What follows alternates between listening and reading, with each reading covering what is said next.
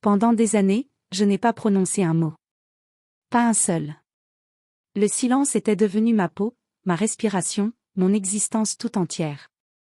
Mais aujourd'hui, je dois parler. Je dois briser ce vœu qui m'a enfermé plus sûrement que n'importe quelle grille de fer.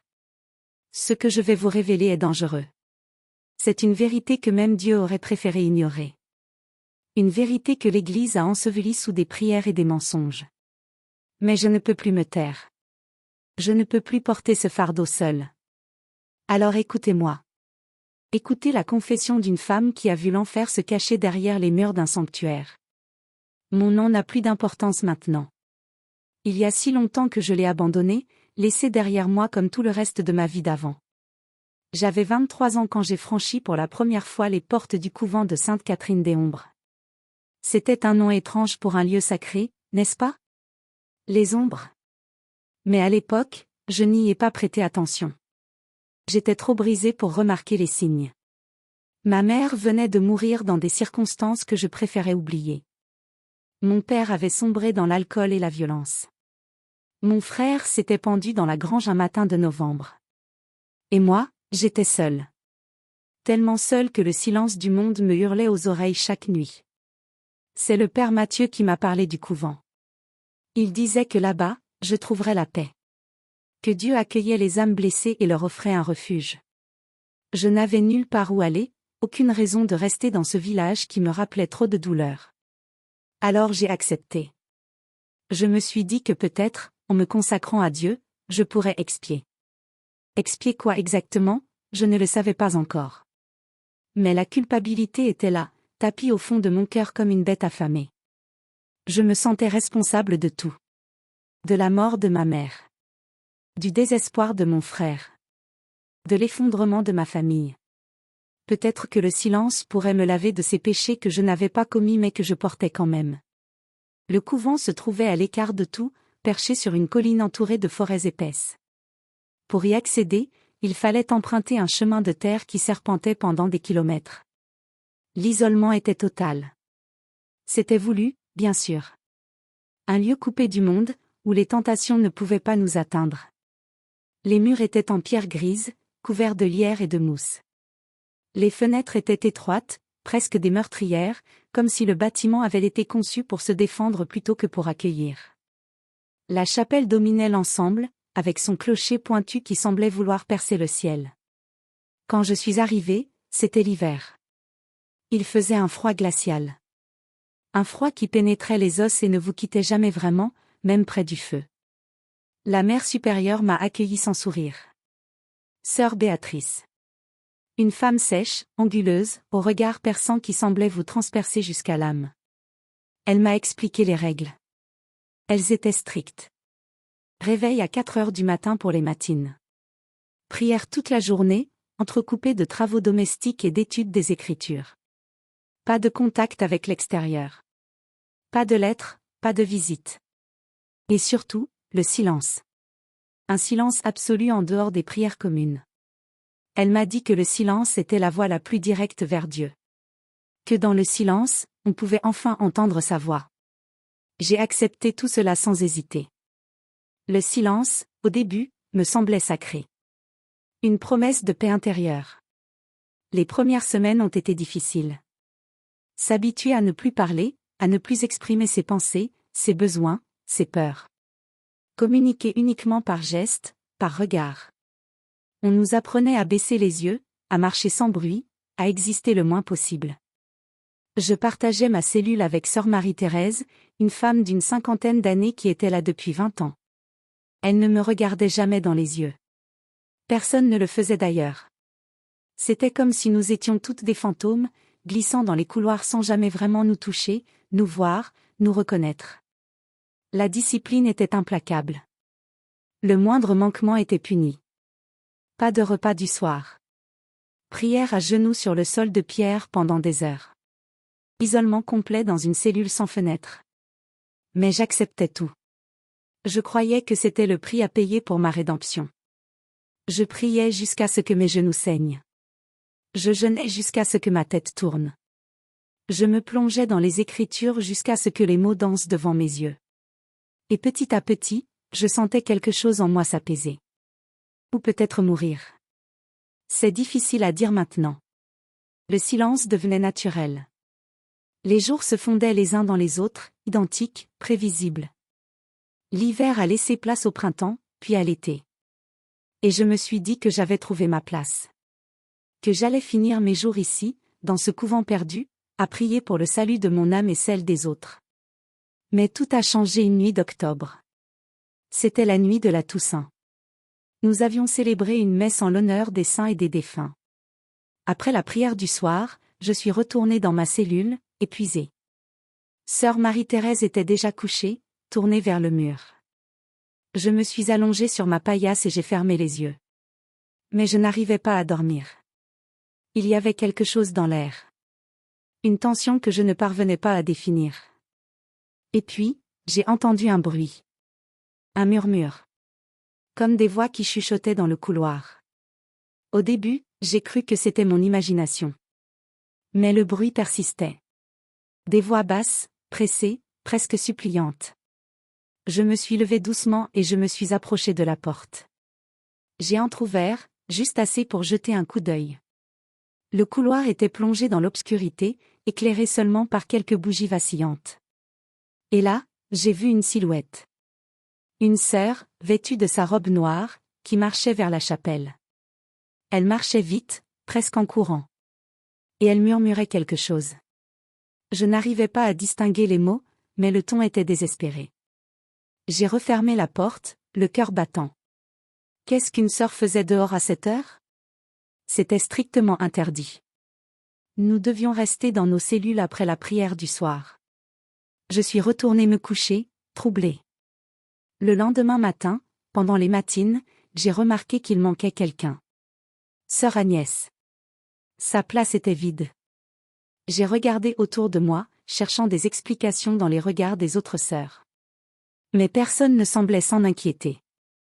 Après la prière, j'ai osé m'approcher de sœur Marguerite, une des plus anciennes. Je lui ai fait signe, lui demandant silencieusement où était sœur Agnès. Elle a détourné les yeux et a secoué la tête. Le message était clair. Ne pose pas de questions. Les jours ont passé et sœur Agnès n'est jamais revenue. Personne n'en parlait. C'était comme si elle n'avait jamais existé. Sa cellule a été nettoyée, ses affaires enlevées, et une nouvelle sœur a pris sa place une semaine plus tard. Mais moi, je n'arrivais pas à oublier. Je pensais à cette silhouette dans le couloir, à ces murmures désespérés. Qu'était-il arrivé à sœur Agnès? Et puis, les phénomènes étranges ont commencé. Des bruits la nuit. Des pas dans les couloirs alors que tout le monde dormait. Des portes qui s'ouvraient et se fermaient toutes seules. Des objets déplacés. Un matin, j'ai trouvé mon crucifix retourné sur ma table de nuit. Une autre fois, les pages de ma Bible étaient déchirées, comme si quelqu'un les avait arrachées dans une rage folle. Et il y avait ces murmures. Ces voix qui semblaient venir des murs eux-mêmes. Des voix de femmes qui pleuraient, qui suppliaient. J'ai essayé d'en parler à sœur Marie-Thérèse. Un soir, je lui ai écrit un mot sur un bout de papier. Tu entends aussi? Elle a lu le message, et son visage est devenu blanc comme un linge. Elle a froissé le papier et l'a jeté dans le feu. Puis elle m'a attrapé le bras avec une force surprenante et a secoué la tête violemment. Ses yeux disaient tout. Tais-toi. Ne cherche pas oubli. Mais comment pouvais-je oublier? Chaque nuit, les bruits devenaient plus forts, plus insistants. Et je n'étais pas la seule à les entendre. Je le voyais dans les regards des autres sœurs. Cette peur qui brillait dans leurs yeux. Cette tension dans leurs épaules. Mais personne ne disait rien. Le silence était notre prison. Un soir, pendant le dîner, j'ai remarqué quelque chose d'étrange. Sœur Béatrice, la mère supérieure, avait les mains couvertes de bandages. Des bandages tachés de sang. Et elle tremblait légèrement, comme si elle avait froid ou peur. Elle a remarqué que je la regardais et m'a fixé avec une intensité qui m'a glacé le sang. Après le repas, elle m'a fait signe de la suivre. Mon cœur s'est mis à battre la chamade. Que avais-je fait? Elle m'a conduite dans son bureau, une pièce austère avec un crucifix imposant au mur et une odeur d'encens et de vieux papier. Elle s'est assise derrière son bureau et m'a regardé longuement avant de parler. Vous posez trop de questions, ma sœur, a-t-elle dit d'une voix basse et dure. Ici, nous ne questionnons pas. Nous obéissons. Nous prions. Et nous gardons le silence. Le silence n'est pas seulement un vœu. C'est une protection. Contre les tentations. Contre le mal. Contre nous-mêmes. Comprenez-vous? J'ai hoché la tête, mais elle a vu le doute dans mes yeux. Elle s'est levée et s'est approchée de moi. Ce couvent est ancien, ma sœur. Très ancien. Il a vu beaucoup de choses. Des choses que le monde extérieur ne pourrait pas comprendre. Des choses que Dieu lui-même préfère garder dans l'ombre. Votre rôle ici est de prier. De vous purifier. De vous consacrer à Dieu. Rien d'autre. Si vous continuez à chercher des réponses là où il ne devrait pas y en avoir, vous trouverez des choses que vous regretterez. Des choses qui vous détruiront. Est-ce que je me fais bien comprendre? J'ai hoché la tête à nouveau, la gorge serrée. Elle m'a congédié d'un geste. Mais ces mots n'ont fait qu'alimenter ma curiosité. Et ma peur. Ce couvent cachait quelque chose. Quelque chose de terrible. Et je devais savoir quoi. J'ai commencé à explorer. La nuit, quand tout le monde dormait, je sortais de ma cellule et je parcourais les couloirs. Le couvent était vaste, bien plus grand que ce que je pensais. Il y avait des ailes entières que nous n'utilisions jamais. Des portes toujours fermées à clé. Des escaliers qui descendaient vers des caves que personne ne mentionnait jamais. Une nuit, j'ai trouvé une porte entr'ouverte au bout d'un couloir que je n'avais jamais emprunté. Mon cœur battait si fort que j'avais peur qu'on l'entende.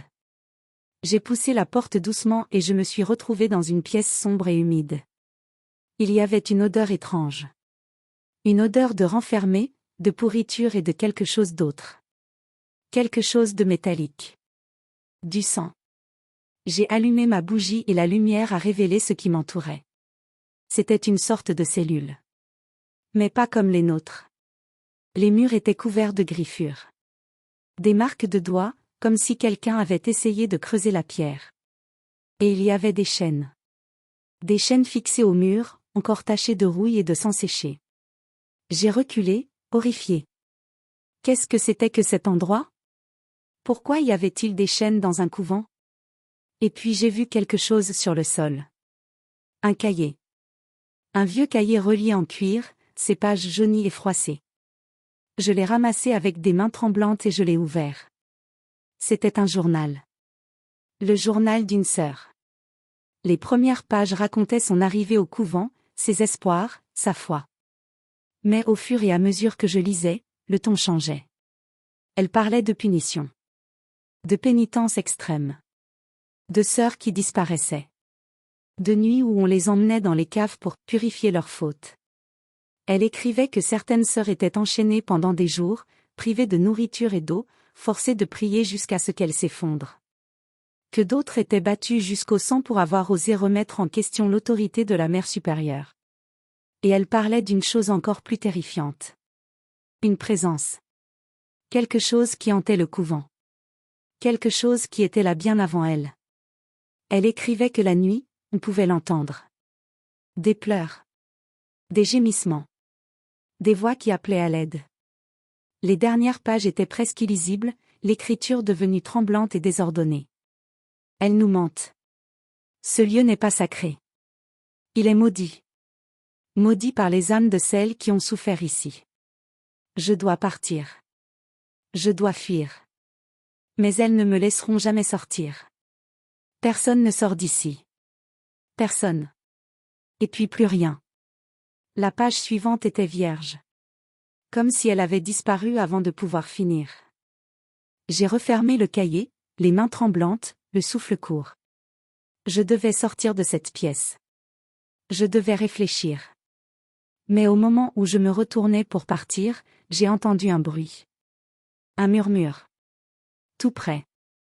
J'ai levé ma bougie et j'ai vu une silhouette dans l'ombre. Une femme.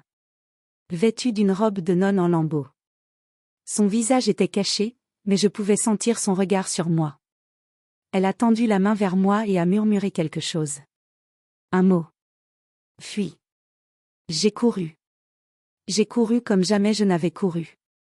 Je suis remontée dans ma cellule, le cœur battant à tout rompre. Sœur Marie-Thérèse dormait toujours.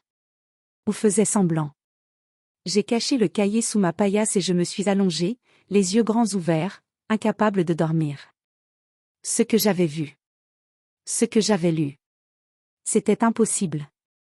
Inimaginable. Et pourtant, c'était réel. Ce jour-là, j'ai compris que le silence n'était pas un vœu. C'était une condamnation. Un moyen de nous maintenir dans l'ignorance. De nous empêcher de voir la vérité. Ce couvent n'était pas un refuge. C'était une prison. Et nous étions toutes prisonnières. Les jours qui ont suivi ont été un cauchemar. Je ne pouvais plus prier sans penser à ce que j'avais découvert.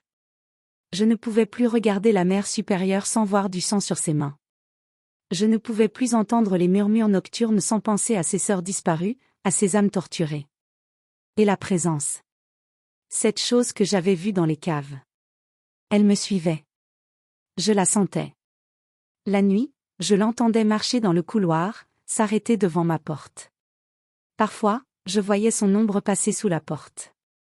Mais elle n'entrait jamais. Pas encore. J'ai essayé de parler à d'autres sœurs. De leur montrer le cahier. Mais personne ne voulait écouter. Elles avaient trop peur. Ou peut-être qu'elles savaient déjà. Peut-être qu'elles avaient choisi de se taire pour survivre. Mais moi, je ne pouvais plus. Je ne pouvais plus vivre dans ce mensonge. Alors j'ai décidé de partir. Une nuit, j'ai rassemblé mes quelques affaires. Le cahier. Un crucifix. Et j'ai quitté ma cellule pour la dernière fois. J'ai marché dans les couloirs sombres, le cœur battant. Je savais que si on me trouvait, je serais punie. Peut-être même enfermée dans ces caves dont je venais de découvrir l'existence. Mais je devais partir. Je devais briser mon vœu de silence et révéler la vérité. J'ai atteint la porte principale. Elle était fermée, bien sûr. Mais j'ai trouvé une fenêtre dans la cuisine. Je l'ai ouverte et je me suis glissée dehors. L'air froid de la nuit m'a frappé comme une gifle. J'ai couru dans la forêt, sans me retourner. J'ai couru jusqu'à ce que mes poumons brûlent, jusqu'à ce que mes jambes ne me portent plus.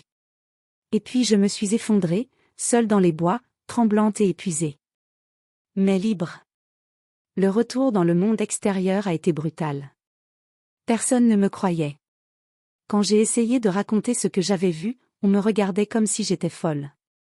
L'Église a nié. Elle a dit que j'étais une sœur instable, que j'avais eu une crise de foi, que mes accusations étaient le fruit de mon imagination malade. Le couvent a continué à fonctionner. Les sœurs ont continué à prier dans le silence. Et moi, j'ai dû me cacher. Vivre caché pendant des années. Changer de nom. Déménager constamment. Parce que je savais qu'ils me cherchaient. Qu'ils voulaient me faire taire définitivement. Pendant longtemps, j'ai eu peur de dormir. Chaque nuit, j'entendais encore leurs voix. Les voix de ces sœurs disparues. Les murmures dans les murs. La présence qui rôdait. Je voyais encore cette silhouette dans les caves, tendant la main vers moi. Et je me réveillais en hurlant, couverte de sueur, le cœur battant. Mais avec le temps, j'ai appris à vivre avec. J'ai appris que certaines vérités sont trop lourdes pour être portées seules. Que le silence peut vous briser plus sûrement que n'importe quelle torture. Aujourd'hui, je suis vieille. Mes mains tremblent. Ma vue baisse. Je sais que je n'ai plus beaucoup de temps devant moi. Et je ne veux pas mourir avec ce fardeau. Je ne veux pas emporter cette vérité dans ma tombe. C'est pourquoi je parle aujourd'hui. C'est pourquoi je brise mon vœu de silence. Pour celles qui n'ont jamais pu le faire. Pour celles qui sont mortes dans ces caves sombres, enchaînées et oubliées. Pour celles qui murmurent encore dans les murs de ce couvent maudit. Elles méritent d'être entendues. Elles méritent qu'on se souvienne d'elles. Le silence était censé nous rapprocher de Dieu. Mais il nous a seulement rapprochés de l'enfer. Il nous a transformés en fantômes, en ombres sans voix. Il nous a volé notre humanité. Notre droit de crier, de pleurer, de nous révolter. J'ai brisé mon vœu de silence aujourd'hui. Mais la vérité, c'est que c'est le silence qui m'avait déjà brisé. Il y a bien longtemps. Dans ce couvent perdu sur une colline. Dans ce lieu que Dieu lui-même avait abandonné.